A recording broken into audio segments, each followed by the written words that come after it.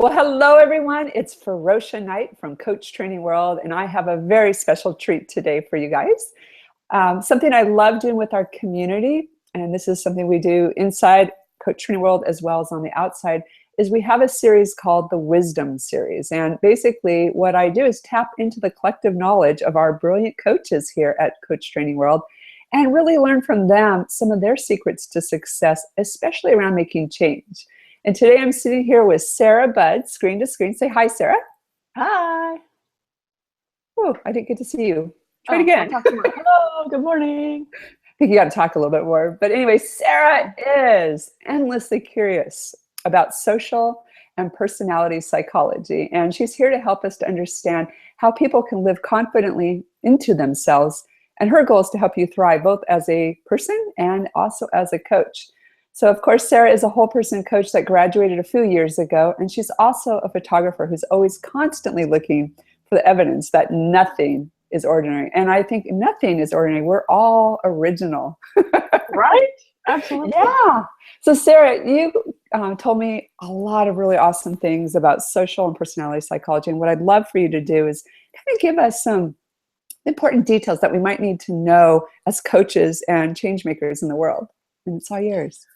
Oh boy. Okay, here we go. There's a ton. Let's go back and forth.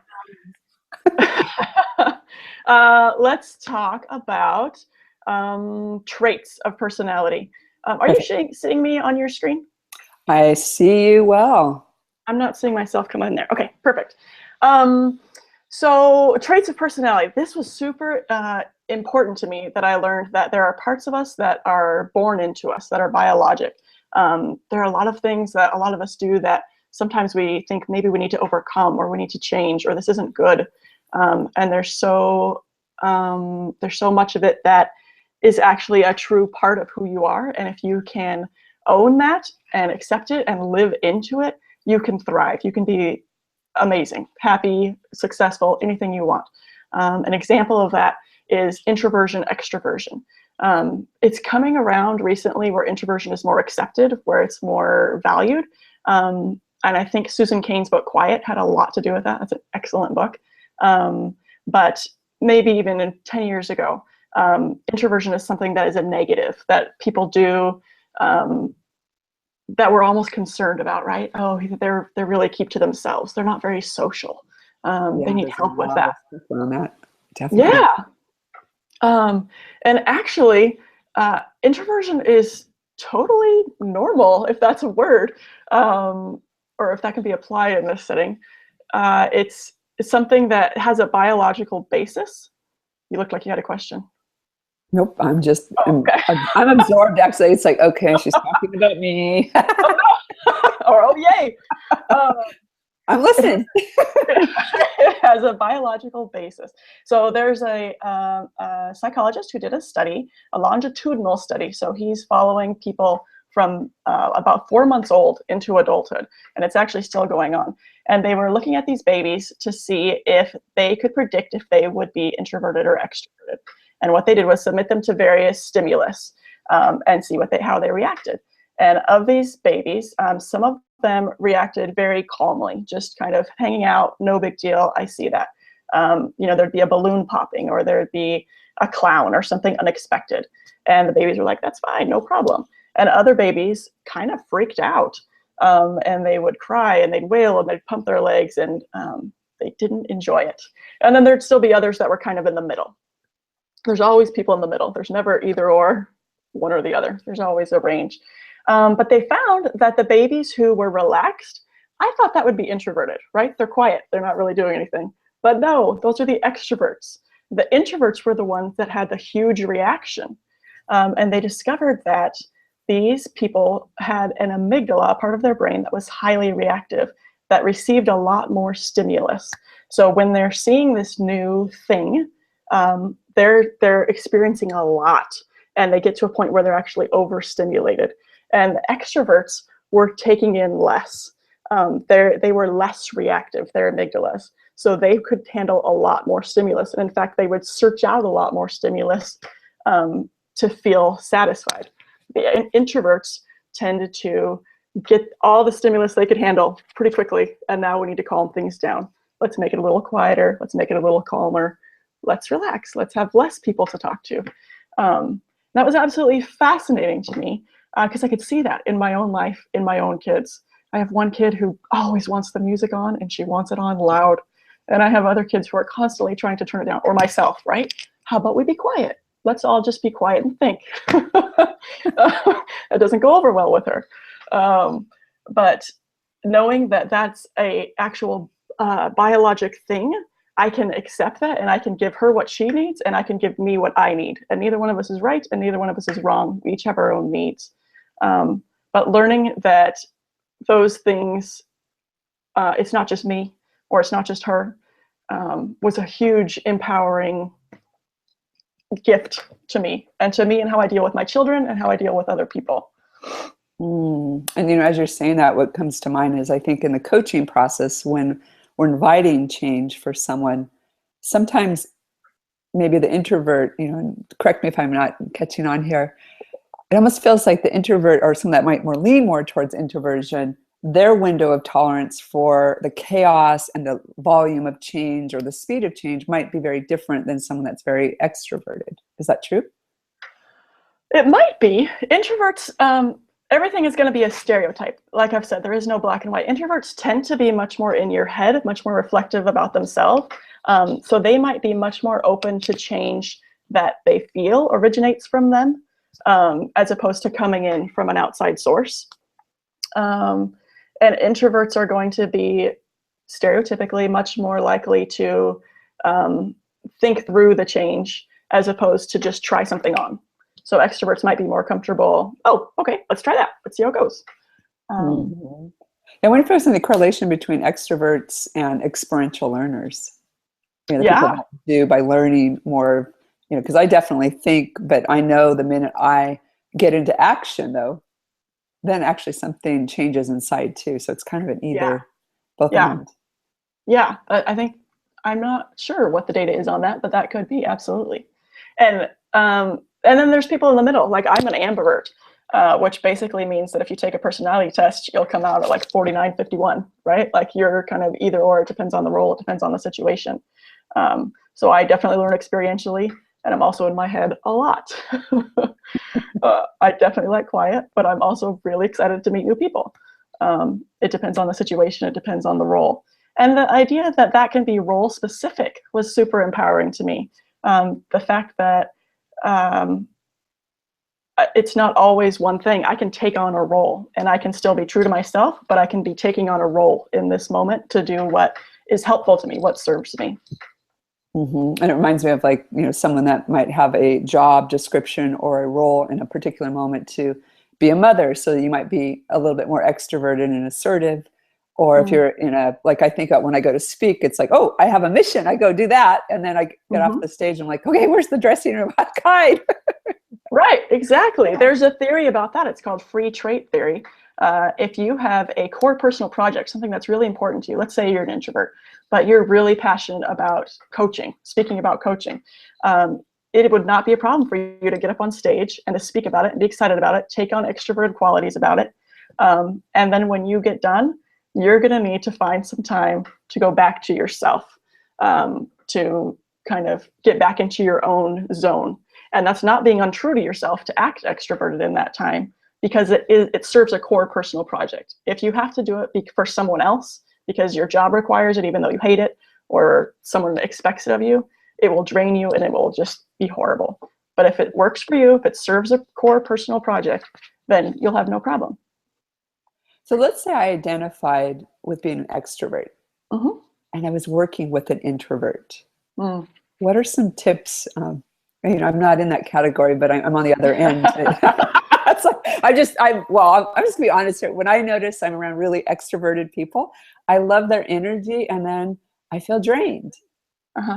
And I've even had people that are more introverted than me say, "Oh my God, I think you're more enthusiastic about this than I am," and because my energy can become voluminous, but then it'll come back in. So if I was an extrovert and I was working with someone that might be more introverted, and I'm imagining an extrovert might feel like, well, come out of your shell, try it on. There might be more impetus to just kind of, push a little bit. Maybe so. And introverts, again, stereotypically like to go deep fast. Small talk is painful. It's boring and pointless. Extroverts can talk to anybody about anything, the weather, the sports, the whatever. And for an introvert, it's like, why do I care? So an extrovert wanting to work with an introvert might want to go deep faster. Let's be really honest with each other. Let's be really out there with what we're saying. And that might make the introvert more comfortable.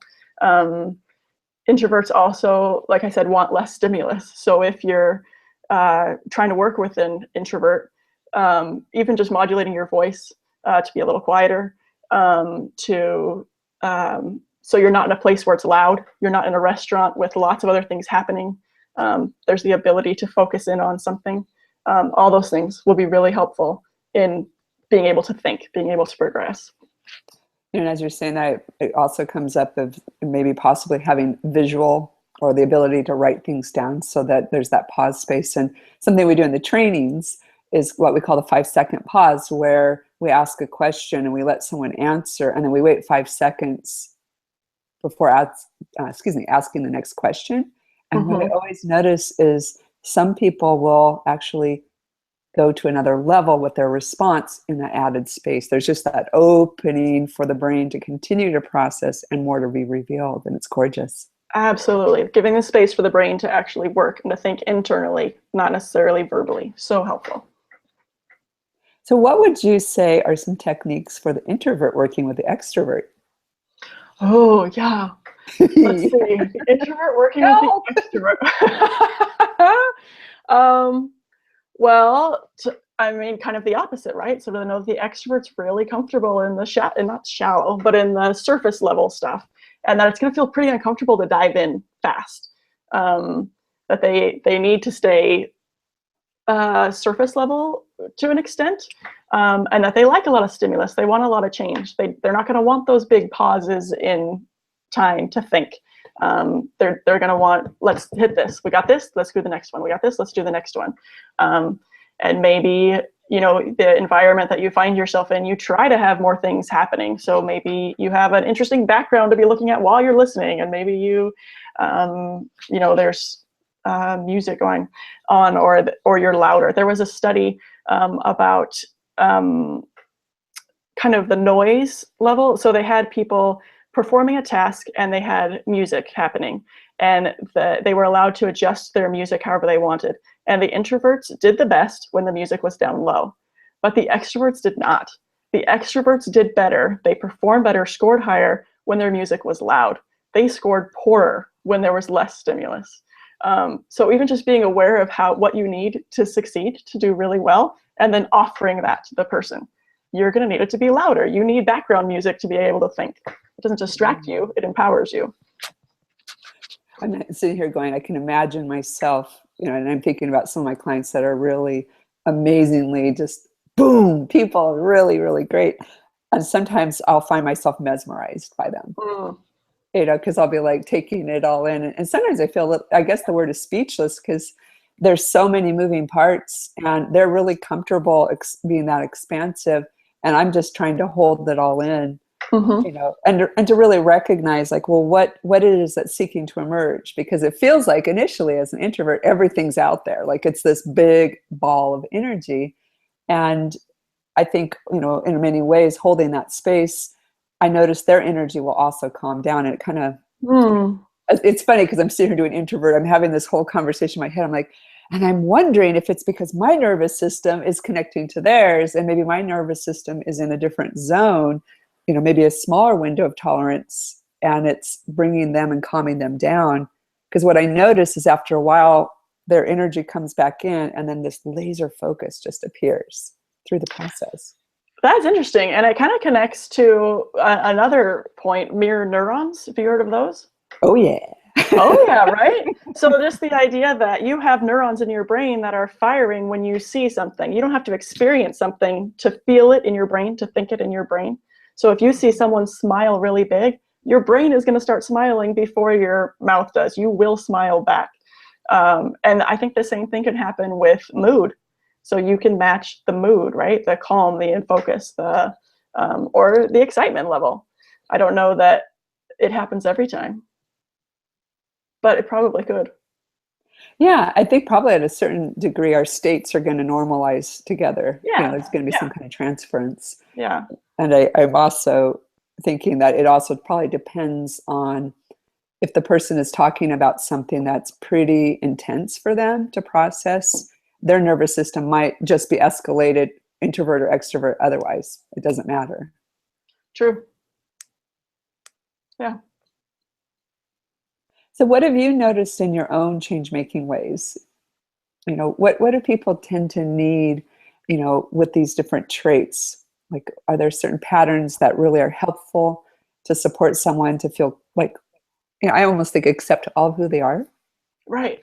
The biggest pattern that I notice is that people need to be able to accept that that is okay, that this way that they are is not weird or wrong or need to be altered, but that is okay and it's good and it can be useful. They can use it to serve themselves. I feel like that's the biggest, that kind of underlines everything that I study and that I try to bring and that I try to open the possibility of. This is okay. This is good. You can use this. And everything builds out of that, I think. Once you can accept this as a foundation, you can step out confidently into whatever it is that you're looking to change. Mm-hmm. So what are some of the other traits that you've been exploring? Oh, another thing that's been really interesting lately to me is habits, habit making.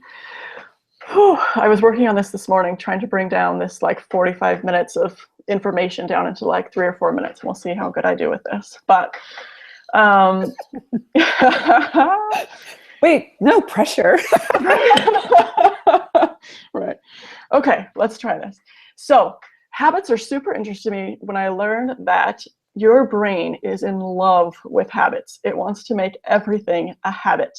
A habit for your brain is going on autopilot. So it doesn't have to put out as much energy. There's no decision making. It just happens. And there are a million things that we do every day that are pure habit, right? Putting toothpaste on your toothbrush, tying your shoes, getting to work, whether that's walking downstairs or whether that's driving downtown. How many times have you checked out, right? Oh, here I am. Okay, I guess I'm going into work now. You didn't even, you weren't conscious of the turns that you were making. And this is really, really good for our brains, like evolutionarily speaking, to create habits. It reduces how much energy our brain needs, and it's good for us socially as well. We don't have to relearn to drive every time we come home from vacation, right? You keep these things in your brain. It can be scary because habits stick around forever. They are encoded in there. Your brain does not differentiate between a habit you like and a habit you don't, a good habit, a bad habit. So when you're looking to make change, the best way that I have found to do that is through your habits. If you can alter a habit, you can alter your life. So if there's 3 parts to a habit, right? There's the cue, there's the routine, and there's the reward. You can change any of those things. If you're going to change the cue, that can be really tricky unless you're going through some kind of life change. If you're moving, great time to change your cue, right? You're in a whole new environment. You can create anything you want. Or if you're getting new friends, if you're going to be meeting new people. If those things aren't changing for you, you're going to want to look to one of these other 2. You can change the routine. You can change what happens when you get that cue. For me, one I've recently added in is walking every morning. So I used to wake up and my alarm clock's on my phone. Okay, I'm going to hit alarm, done, and I'm going to start looking at my phone. I'm going to look at the news, I'm going to look at Facebook, I'm going to look at whatever. And then half an hour goes by and I'm still in bed, right? This is not a habit that I like. So I've changed my routine. My alarm goes off, I hit done or whatever it says, and then I immediately get up and I go put on my workout clothes. So that is the first thing I'm wearing every day. And I will exercise before I change my clothes. I do not want to take off those clothes until they've been used, right? If I put on my jeans after that and I haven't exercised, then I feel kind of like I failed a little bit. I don't want that. That's enough of a routine and a reward for me that now I'm exercising every day without fail. It's created a habit for me. I changed that routine. You can also change the reward. Another way that I'm exercising more, I got myself a Fitbit. That little data, those little numbers are so motivating to me. I will park farther away. I will take the extra stairs because I love seeing those numbers go up, right? And it's created a habit. where now I always park that far away. I always take those stairs. So there's let me see where I wanted to go. I'm getting lost in my 45 minutes here. Well, I have a quick question. Yeah. Because when you talk about kind of the beginning, so there's the right.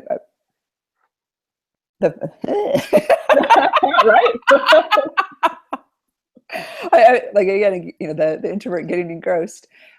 So the basically the trigger or the stimulus. Mm-hmm. Cue, yeah. The cue. Mm-hmm. When I think of that, I think about it in the components of, it might be a mental, might be emotional, might be a physical, might be a social cue. There's something that comes into place, and it sounds like what you're talking about, environmental as well. Yeah. Okay. So it may be a thought, like that thought comes in, Yes. and then your brain goes back into that hardcore, where it was really, this pattern has served me, or this pattern has been part of my life. So you have a thick, highway in your brain, neural highway. So there's many different ways that those cues could exist. Absolutely. Yeah, they can be environmental. It can be the person that you see. So with this person, you behave a certain way. It can be a time cue. It's 8 o'clock. I always do this at 8 o'clock. It can be, the possibilities are wide open on what your cue could be. And then there's, of course, the execution, or you call it the routine. Mm-hmm.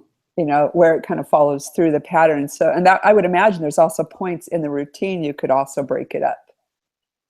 So maybe, well, like I'm thinking about, I used to have a habit where anytime I got a little bit foggy in my head because I was overthinking, I would get off my computer, go down a flight of steps, and go into a kitchen. Okay. We all know that one, right? Yeah. Yep. And I would open up the fridge, and it was interesting because I was on autopilot. The trigger, I was foggy. I just needed to take a break. Yeah. I would start the routine. And what I found was I put a little visual cue with an arrow out the front door. Nice. That's awesome. So midway in the routine was the time where I could consciously wake up and go, oh my God, here it is. And then I would grab the dog, and we would go for a walk, and I would come back and get a drink of water. Right. And eventually when I got foggy, that cue, when I felt that, for me, it's a sensation. And when I felt it, I would really just say, okay, I need to get up, and this is good for me. And so I still hit that cue, but I have a complete different pattern. Now, the reward, interestingly enough, was almost shaming. And and I think that's normal. I was like, quit eating.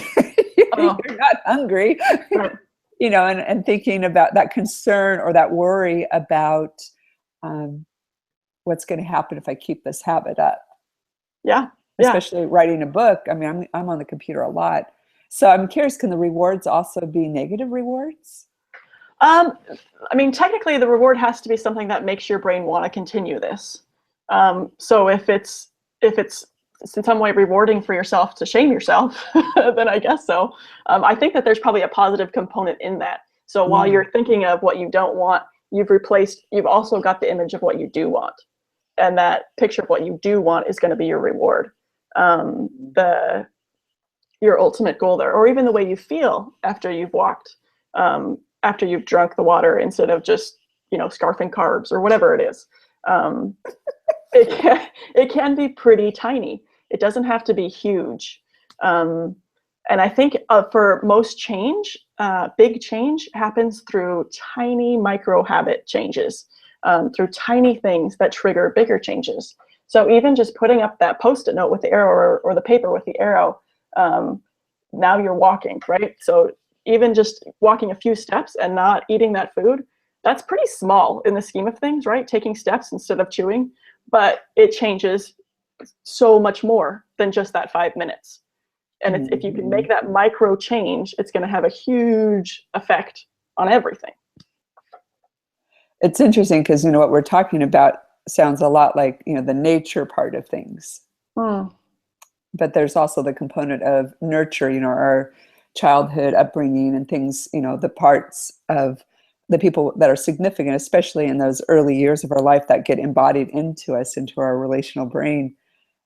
I'm curious about, some of these habits, because for me, my mom was always very weight conscious and very image conscious. So I'm wondering if there's a part of me that's got part of her voice in there that says, don't go to the fridge, shame on you. Right, right. Well, I mean, and nature and nurture never exist independently. They're always intertwined, right? They always come together and form one. And you can create habits in infancy, right? I mean, your parents are creating habits for you from the get-go. There's some information talking about your mother's eating habits while you are in the womb will affect your later eating habits. So that could absolutely happen. Absolutely. We can inherit these things and we can learn these things from a super, super young age. Oh dear. And I found that being aware of them is the biggest step. Just being able to sit back and recognize this is actually a habit. I'm doing this automatically. I don't actually want to be eating ice cream right now. I don't actually want to be talking to my daughter that way. This is a habit that I've gotten into. I'm on autopilot here. I'm going to change this. That's one of the biggest steps to make towards that change. Mm-hmm. Well, I think it's important, as coaches and for our clients also, that this information is also available to them. Because I think it's like, why do I do what I do? That crazy feeling. And it's like, it's actually, these are traits. These are habits. They've been brought into your DNA. So they're part of your course, and you can change it if you like. Right. And it's in your brain. It's a biological thing in your brain. It's not just you being bad or something. You know what I mean? Like there's more to it than that. It's okay. We can change what we don't like. You got to be aware of it and aware of how to do it. But you can change whatever you don't like. Yeah. I'm kind of giggling because I grew up in a family where, swearing was completely a boo-boo. And I did a project with a large amount of very young, hip kids, and swearing was a big part of their culture. And so part of their culture of me blending in was swearing. And I kind of started liking some of that. Nice. I think about it now, it's like, you're like, yeah, and I was recognizing, it was just, I was also to belong in that community and to be part of their framework and their culture so that I could be trusted by them. I was also having to make choices, maybe conscious or unconscious, to blend in with their language and their way of, communicating. Yes, absolutely. And I'll bet. Oh, go ahead. Oh, I was just saying, so it sounds like this can go on through the rest of our life, these influences. Oh, yeah. Like the habit lasts. Is that what you mean? Yeah. It's permanent. It's in there. It's in there. And all you can do is try to alter it if you don't like it, if you want to change it. But I will bet you that, let's say you decide you didn't really like swearing after all. If you go back and be with those people again, it'll start right back up, right? Because they're your cue. They're your cue. And I'm around them. I actually sometimes get embarrassed because it just comes out and I'm like, I really didn't want to use that word because that doesn't, that's not really me, but I guess it's a part of me. Right. And if that's something you want to change, you can change the cue, which might be them, but you don't want to. They're your friends, right? So then you change. They're my clients. They're your clients. Yes.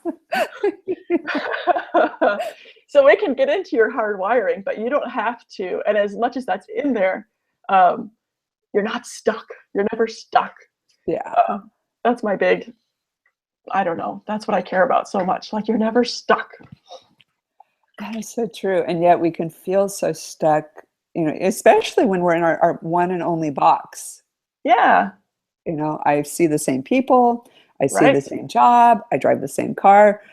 I live in the same house or apartment or complex. And, the minute we drive down a different path, we don't even have to buy a new car. We can just travel a different road. Right. We start to see things and our brain reopens. I love that creativity. That is so true. Absolutely. Yeah. So you said that you had a little bit more around kind of the habits. What was that? Yes, I was looking and then I got distracted. Let's see. This is going to be really interesting while I read through my simplified notes here.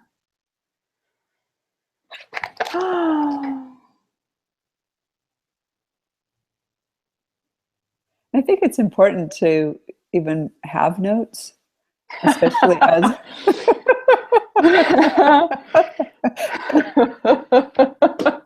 I like notes. I think I hit all the things on my simplified version. On my extended version, just the way it actually works in your brain is super interesting to me. I'd love to hear that. Okay. So the habits are kind of housed in this primal part of your brain, the basal ganglia, which is kind of real close to your brainstem. And they call it the primal part of your brain because it's what just about every animal has, right? It's in common with everything. So we can actually do experiments. We can actually figure this stuff out. It's not just theory necessarily anymore, like you have to do with stuff that's just in the human brain. So they've studied rats, studied their basal ganglia, how they're reacting to routines that they're trying to teach them.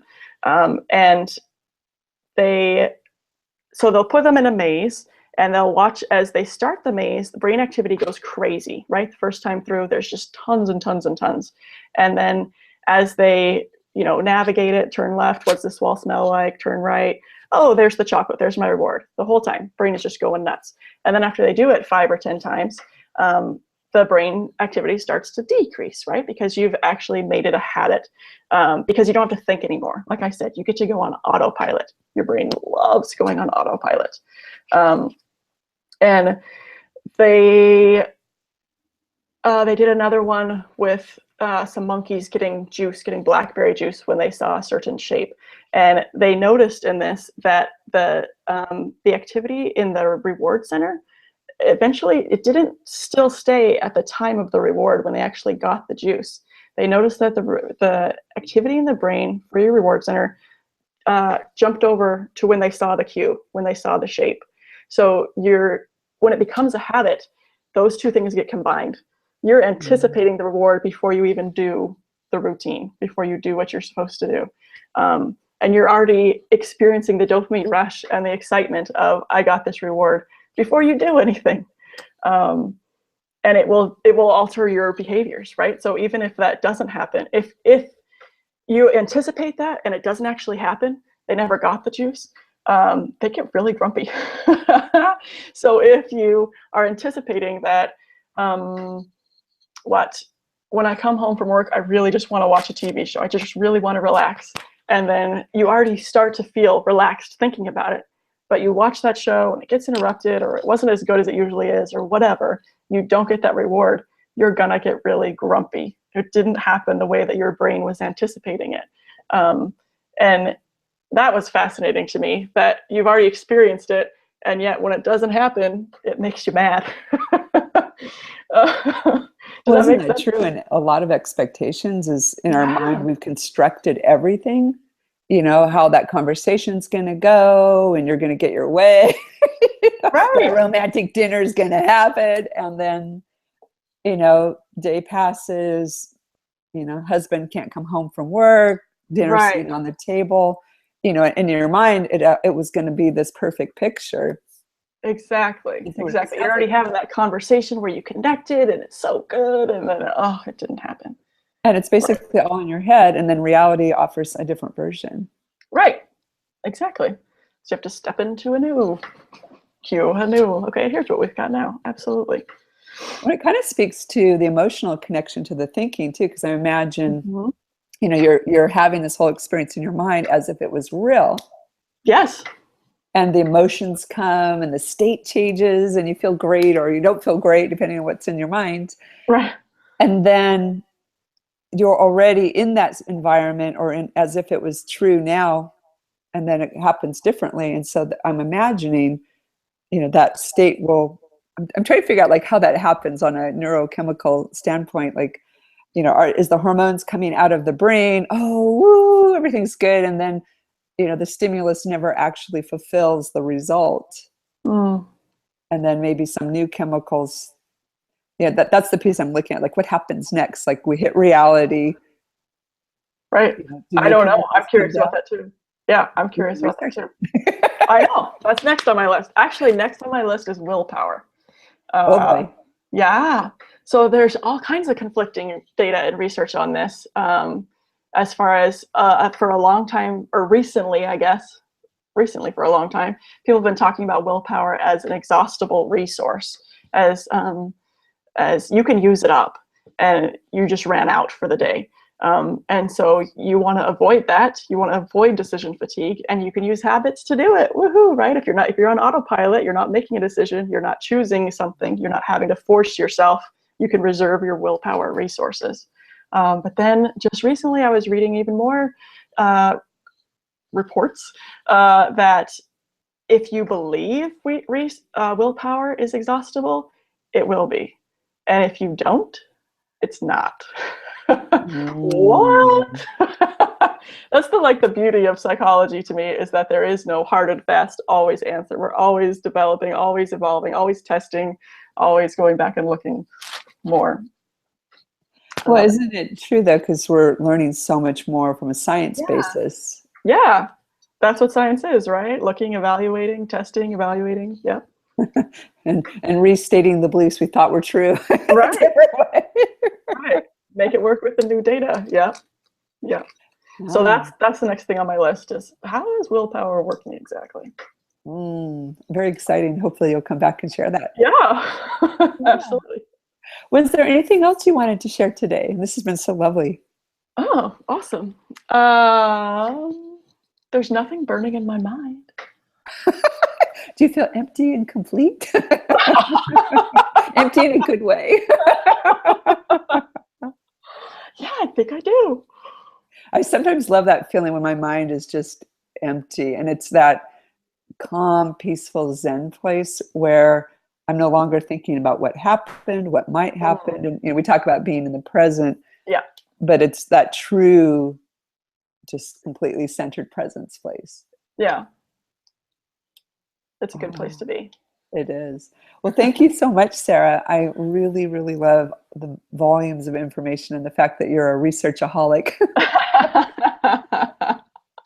And folks can get a hold of you on your website at sarahbudd.com. Yeah. And absolutely.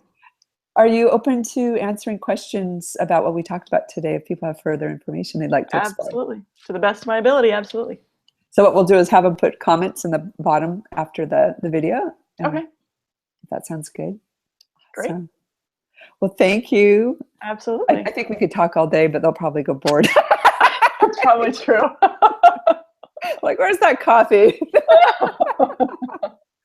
Oh, so lovely. Thank you, Sarah. Absolutely. See you later. Bye.